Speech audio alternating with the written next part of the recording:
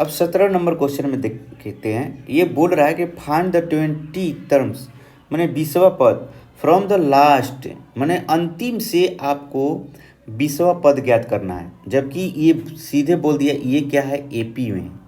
ये एपी में है, आपको चेक नहीं करना है।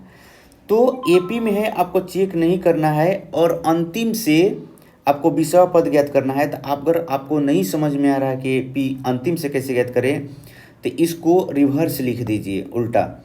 ये 253 यहाँ पर हो जाएगा, ठीक, इधर से लिखना है।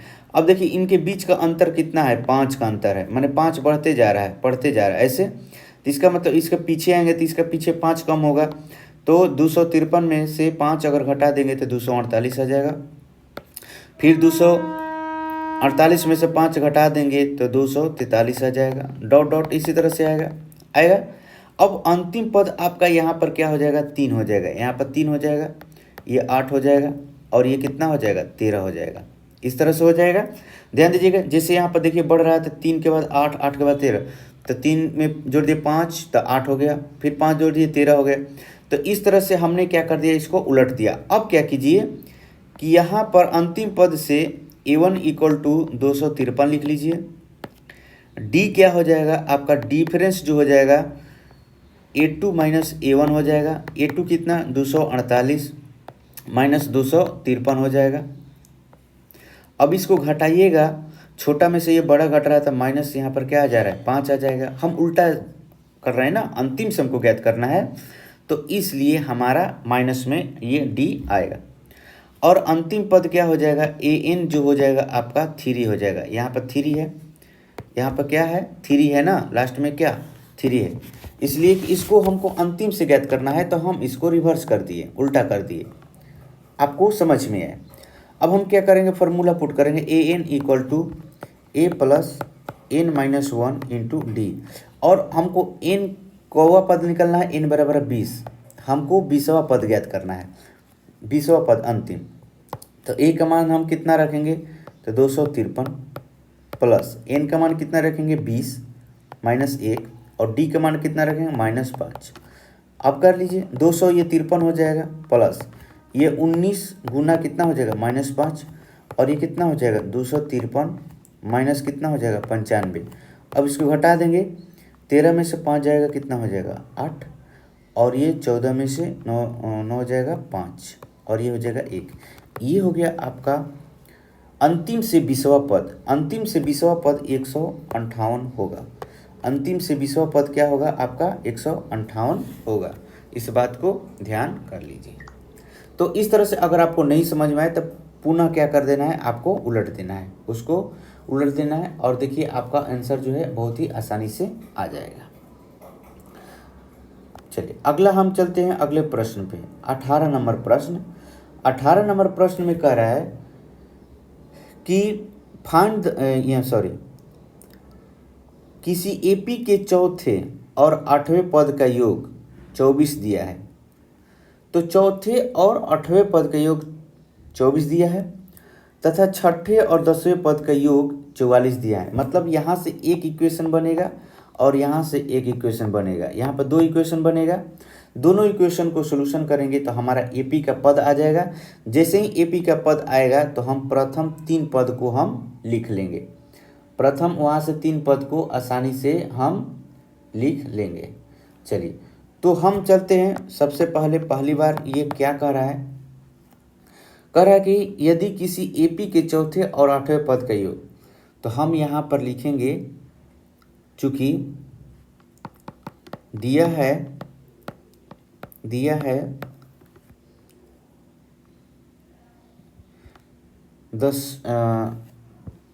द सम ऑफ, यहाँ पर लिख लीजिए, या हिंदी में लिखना हो तो लिखिएगा, एपी के चौथे और 8वें पद का योग 40 है।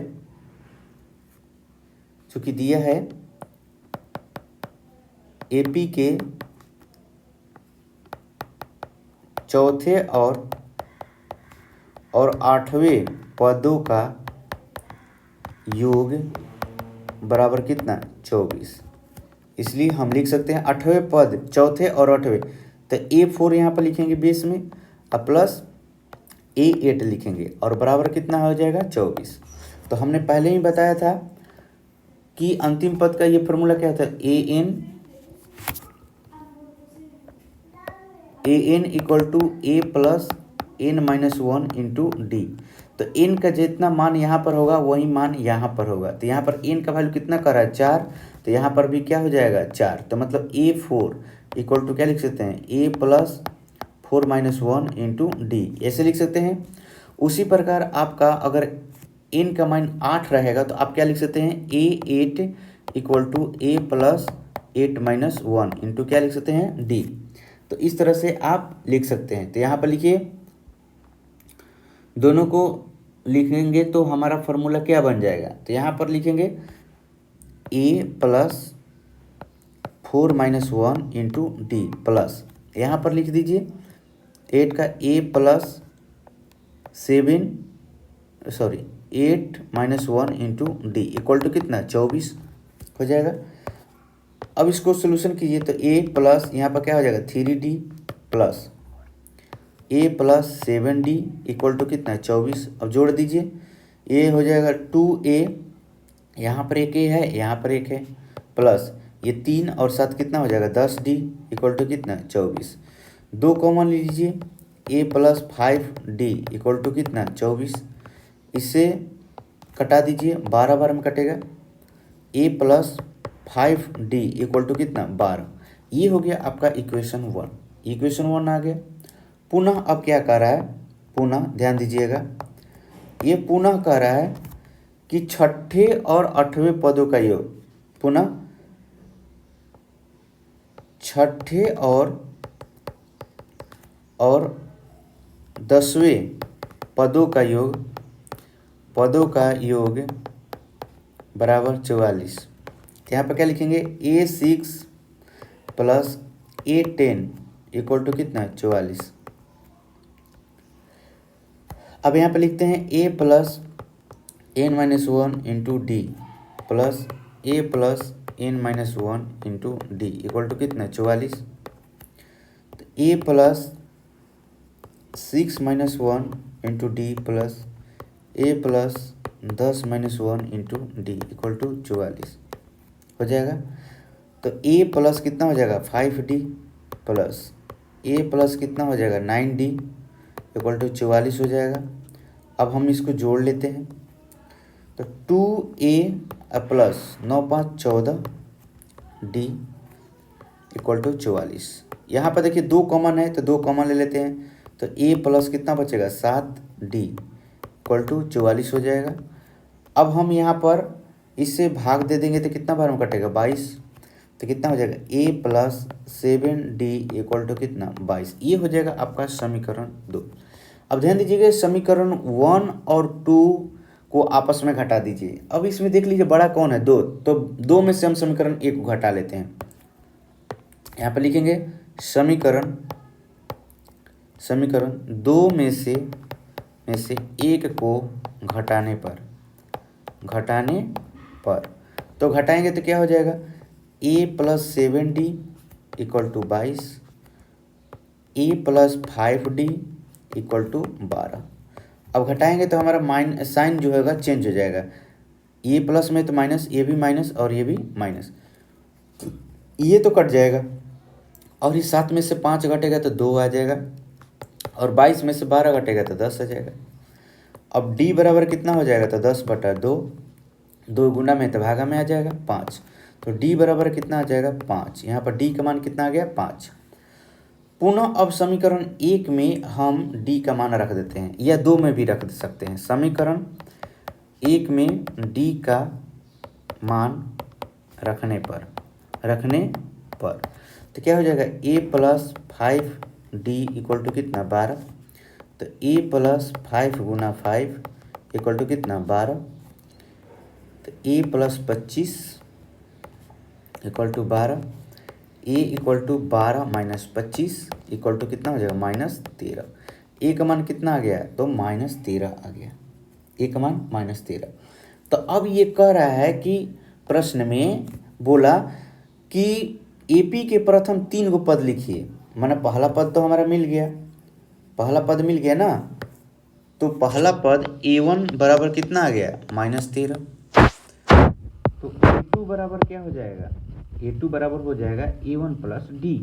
तो हम यहाँ पर लिखेंगे A2 बराबर A1 प्लस डी। A1 कितना -13, डी कितना 5, तो कितना हो जाएगा -8। उसी तरह से A3 कितना हो जाएगा, तो A2 प्लस डी। जस्ट उसके पहले वाले में ही हम क्या करते हैं, डी को जोड़ते जाते हैं।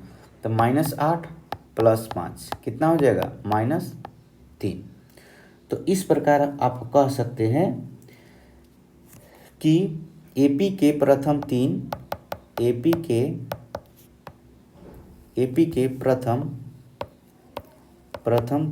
3 पद बराबर क्या हो जाएगा, -13, -8 और -3। ये आपका आंसर हो गया। तो इस तरह से आपको इस प्रश्न को बनाना है और बहुत ही आसान है। चलिए अब हम चलते हैं 19वां नंबर।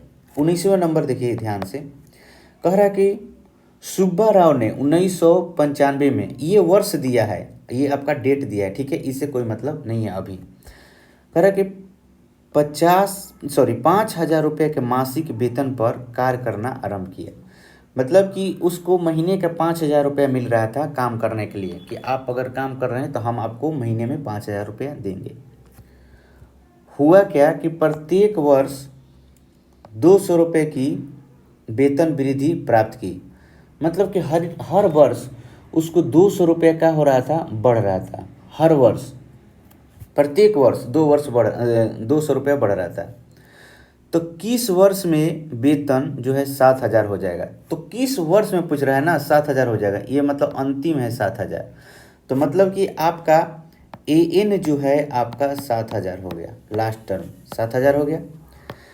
प्रत्येक वर्ष आपका 200 रुपये की वृद्धि हो रही है, मतलब 200 रुपया बढ़ रहा है, इसका मतलब कि हर वर्ष का डिफरेंस कितना है, 200 अंतर, सार्वंतर कितना है, 200 रुपया है।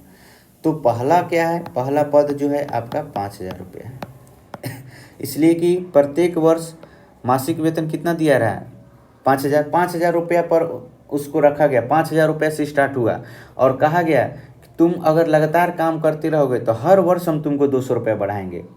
तो इसका मतलब कि पहला अगर 5,000 रुपया मिला पहला वर्ष, तो दूसरा वर्ष कितना मिलेगा आपका 5,200 रुपया मिल जाएगा। फिर तीसरा वर्ष कितना मिल जाएगा, 5,400 रुपया मिल जाएगा, 5,400 रुपया मिलना स्टार्ट हो जाएगा।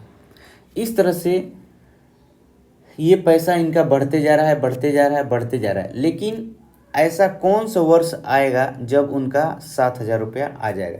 मतलब कि वर्ष की संख्या मतलब n बराबर वाट, टोटल कितने वर्ष होंगे, n का मान ज्ञात करना है। तो इस तरह से हम लिख सकते हैं कि A2 बराबर कितना हो जाएगा, तो 5,000 प्लस 2 इक्वल टू कितना, 200 बराबर हो जाएगा 5,200। A3 कितना हो जाएगा, तो 5,200 और प्लस 200 इक्वल टू हो जाएगा 5,400। तो इस प्रकार हम लिख सकते हैं nth टर्म के लिए AP क्या होता है, nवें पद के लिए AP, तो हम यहाँ पे लिखेंगे AN equal to A plus N-1 into D. Last term कितना है, 7,000 रुपया है, पहला कितना है 5,000 रुपया है, n का मान ज्ञात करना है और d का मान कितना है 200 दिया है। अब हम इसको क्या करते हैं, इधर लाएंगे तो घट जाएगा, तो 7,000 minus 5,000 equal to N-1 into D. ये घटेगा तो कितना हो जाएगा 2,000। अब ये 2 से भागा दे दीजिए यहाँ पर, तो N-1 बचेगा। ये भागा देंगे तो कितना बार में कटेगा, 10 बार में। तो 10 इक्वल टू N-1, ये -1 है तो इधर प्लस में आ जाएगा, 10 + 1 इक्वल टू N। इसलिए N बराबर कितना हो जाएगा 11। तो 11वें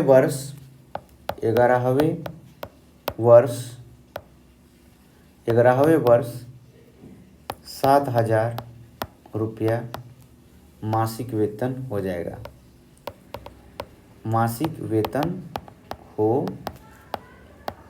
जाएगा। इस तरह से इसका बन गया।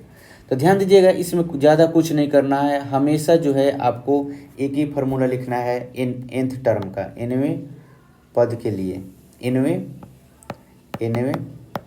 पद के लिए, ठीक है। इसी को आपको हमेशा लिखना है और इसी पर आपको वैल्यू पुट कर देना है।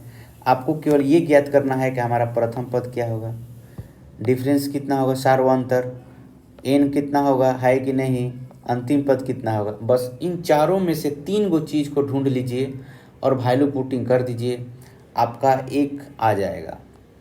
चलिए अब हम चलते हैं 20वें क्वेश्चन पे। यहाँ पर कह रहा है कि रामकली ने किसी वर्ष के प्रथम सप्ताह में 50 रुपये की बचत की और फिर अपनी मासिक साप्ताहिक बचत इतना रुपया बढ़ाती गई। देखिए वो कह रहा है कि प्रथम सप्ताह में उसने 50 रुपया, मैंने पहला बार उसने 50 रुपया बचाना शुरू किया। आज से उसने निर्णय लिया कि अब हम कुछ पैसा बचाते हैं, नहीं तो क्या होगा कि पैसा नहीं बचाएंगे तो आगे का समय के लिए पैसा कहाँ से आएगा। तो उसने आज से बचत स्टार्ट कर दी। उसने बचत बैंक बनाया, एक पिगी बैंक ये बनाया और इसमें 50 रुपया आज से डालना चालू कर दिया। ये अपना 50 रुपया डालना चालू कर दिया, 50 रुपये डालने लगी। उसने क्या किया कि फिर अपनी साप्ताहिक बचत इतना बढ़ा दी, मतलब कि अगले सप्ताह में उसने बोला कि अरे 50 रुपया से काम नहीं होगा, थोड़ा और बढ़ाते हैं। तो उसने 17.5 रुपया और जोड़ दी। तो इसी तरह से वो क्या की कि यहाँ कि उसको पैसा बचाते बचाते टोटल इतना बचत हो गया। उसने बैंक में देखा कि हमारा टोटल इतना रुपया बच गया। तो कह रहा है कि यदि 9वें सप्ताह में उसकी मासिक बचत, माने लास्ट में अभी आज मतलब कि बहुत कुछ दिनों से बचा रही थी, पैसा बचा रही थी, लेकिन आज जो है 207.50 हो गया। तो उसको नहीं पता चला कि हमने कितने सप्ताह तक बचाती गई। तो वो n का मान ज्ञात करना है, n के मान, वो सप्ताह की मान ज्ञात कीजिए, वो कितने सप्ताह तक इस तरह से पैसा बचाती गई कि उसको लास्ट में 207.50 रुपया हो गया। वो n का मान ज्ञात करना है। तो आपका यहाँ पर प्रथम टर्म जो हो जाएगा 50 हो जाएगा, सार्व अंतर जो हो जाएगा 17.5 हो जाएगा, क्योंकि अपनी साप्ताहिक बचत मैंने हर एक अगले सप्ताह में 17.5 रुपया क्या कर रही है, एक्स्ट्रा बढ़ा दे रही है। और आपका लास्ट टर्म जो है an इक्वल टू 207.50 रुपया है। यहाँ पर बोल दिया ना कि लास्ट में हो जाता है, लास्ट में हो जाता है। तो n का मान ज्ञात करना है। तो nवें पद के लिए आपका फॉर्मूला क्या होता है, an equal to a plus n-1 into D. इस पर मान रख दीजिए 207.50 इक्वल टू 50 रुपये प्रथम पद हो जाएगा, n-1 n का मान ज्ञात करना है और सार्व अंतर जो होगा 17.5 हो जाएगा। यहाँ पर 17 क्या हो जाएगा, 50 हो जाएगा। ठीक है, लेकिन यहाँ पर एक और चीज़ ध्यान दीजिएगा कि इंग्लिश में अगर आप देखेंगे तो यहाँ पर 50 की जगह 5 रुपया दिया हुआ है, 5 रुपया दिया है, और 200 की जगह 20 रुपये दिया, मतलब कि 10 रुपये की कमी कर रहा है, सॉरी दहाई का यहाँ पर कमी कर रहा है, मतलब 1 जीरो आप यहाँ से घटा रहा है। मतलब कि यहाँ से देखिए 1 जीरो कम कर दिया, यहाँ से 1 जीरो कम कर दिया, यहाँ पर 10 कम कर दिया, ठीक है। तो आप इंग्लिश के अनुसार अगर बनाइएगा, हम इंग्लिश के लिए भी बना देते हैं, ये आपके प्रश्न में इंग्लिश मीडियम में ऐसा दिया है। तो यहाँ पर आप लिख लीजिएगा a1 इक्वल टू 5, d बराबर लिख लीजिए 1.75 और an इक्वल टू लिख लीजिएगा आपका 20.75। बस यही आपको ज्ञात करना है, मतलब कि इसमें 10 से गुना करना है, लेकिन इसमें 10 से भाग दे दिया है। इंग्लिश मीडियम में क्या किया है कि 10 से भाग दे दिया है, अगर हम उसमें 10 से गुना करेंगे तो सेम ऐसा ही आ जाएगा आपका, ठीक है। तो इसमें घबराने की बात नहीं है, दोनों सेम है। इसका भी लिख लेते हैं nवें पद के लिए n का मान क्या होगा, ये कह रहा है। तो nवें पद के लिए, nवें पद के लिए आपका जो फॉर्मूला है उसको रख लीजिए, उसको वैल्यू पुट कर दीजिए, आपका आसानी से आ जाएगा। तो यहाँ पर nवें पद के लिए an equal to a plus n minus 1 into D क्या हो जाएगा, यहाँ पर 20.75 हो जाएगा। 75 इक्वल टू यहाँ पर 5 प्लस n का मान ज्ञात करना है, d का मान 1.75। ध्यान दीजिएगा इस बात को, यहाँ पर दोनों सेम बनेगा, इसमें कुछ नहीं करना, केवल कैलकुलेशन करना। ये देखिए 50 इधर आ जाएगा, तो 50 जैसे ही आ जाएगा 207.50 minus 50 equal to n minus 1 into 17.5 हो जाएगा। ये 5 इधर घट जाएगा, तो 20.75 minus 5 equal to n minus 1 into 1.75 हो जाएगा। तो यहाँ पर 5 घटेगा तो कितना हो जाएगा, 15.75 हो जाएगा, equal to n minus 1 into 1.75। यहाँ पर अगर घटाइएगा तो कितना हो जाएगा, 157.5 equal to n minus 1 into 17.5। अब यहाँ पर भागा दे दीजिए, 157.5 में यहाँ पर 17.5 से बराबर कितना हो जाएगा, n माइनस 1। यहाँ पर भी सेम ऐसे ही करना है, 15.75 में आप 1.75 से भाग दे दीजिए, n माइनस 1 हो जाएगा। अब जैसे ही आप इसको कटाइएगा, भागा दीजिए, तो ये 9 बार में कट जाएगा, आपको 9 बार में कट जाएगा, 9 बार में कट जाएगा। तो 9 बार में कट जाएगा। अब क्या कीजिएगा, तो यहाँ पर क्या हो जाएगा, 9 इक्वल टू n माइनस 1, यहाँ पर भी हो जाएगा 9 इक्वल टू n माइनस 1, ये 1 इधर आ जाएगा, 9 प्लस 1 इक्वल टू n बराबर कितना आ जाएगा, 10, और यहाँ पर हो जाएगा 9 प्लस 1 इक्वल टू n, इसलिए n बराबर कितना हो जाएगा, सॉरी 10। तो दोनों में 10 ही आया, ठीक है, मान में कोई अंतर नहीं आएगा। तो इस प्रकार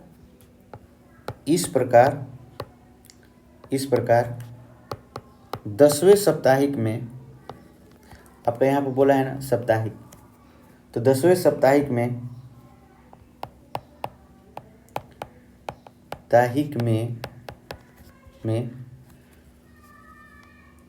207.50 रुपया, और यहाँ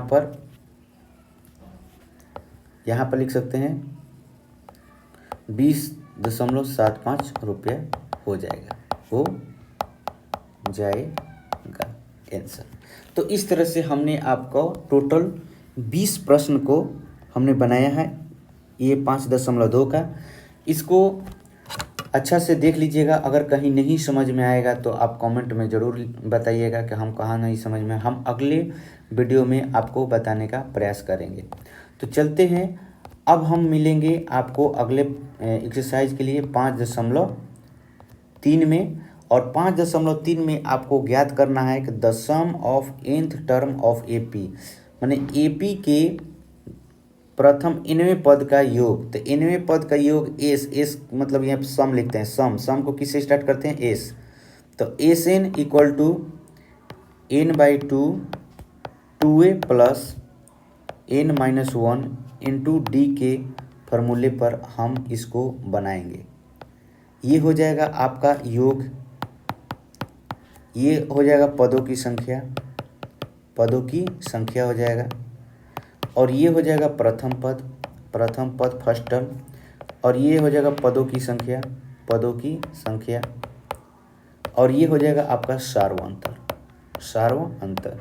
तो सेम उसी के जैसा करना है, आपको इसमें कुछ नहीं करना है, बस केवल फॉर्मूला एक चेंज करना है, एसएन निकलना है। और यहाँ पे एक और चीज़ मैं बता देता हूँ, अगर आप एसएन इस तरह से लिखना चाहते हैं n/2, तो इसको तोड़ दीजिए, a प्लस यहाँ पर लिख लीजिए a plus n minus 1 into D.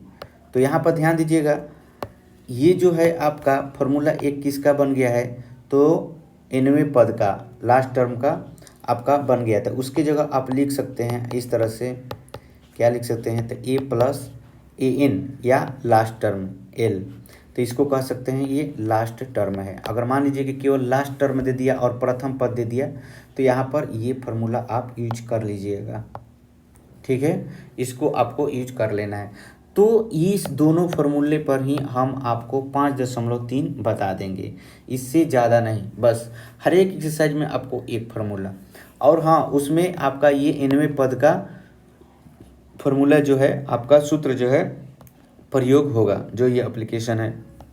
जैसे आपको ये प्रश्न पहला में दिया, निम्नलिखित समांतर श्रेणियों का योग ज्ञात करें। तो योग कैसे ज्ञात करेंगे? तो सबसे पहले देखिए यहाँ पर n का वैल्यू नहीं दिया है, तो आपको n का वैल्यू ज्ञात करना है। तो n का वैल्यू ज्ञात करने के लिए 9वें पद के लिए an equal to a plus n minus 1 into d का आप सबसे पहले अपने ये फार्मूला फिट करेंगे। तो लास्ट टर्म कितना दिया है, ये कह रहा है, सॉरी ये ए पी दिया हुआ है, सॉरी यहाँ पर ए पी दिया है और यहाँ पर 10 गो टर्म दिया है, n बराबर 10 दिया है। तो यहाँ पर डायरेक्ट हम सम का फार्मूला लगा देंगे, S N equal to n/2 into 2a plus n minus 1 into d. तो यहाँ पर एस एन इक्वल टू हो जाएगा, n का मान कितना 10/2 और यहाँ पर 2 गुना 2 प्लस n कितना 10 माइनस 1। अब डिफरेंस कितना आ जाएगा, तो 5 का आ जा रहा है, तो गुना 5 कर देंगे। यहाँ पर भाग देंगे, कितना बार में कट जाएगा 5, यहाँ पर 4 प्लस ये घटेगा 9 हो जाएगा गुना 5। तो इस तरह से आप कह सकते हैं कितना आ गया 45 और 4 कितना हो जाएगा 49। अब 49 में 5 से गुना कर दीजिए, आपका यही आंसर हो जाएगा, यही आपका आंसर हो जाएगा। तो इस तरह से हम आपको 5.3 बताएंगे और इसमें किसी भी प्रकार का कोई दिक्कत नहीं है, बहुत ही आसानी से बन जाएगा। तो चलिए मिलते हैं हम अगले एक्सरसाइज में। जय हिंद।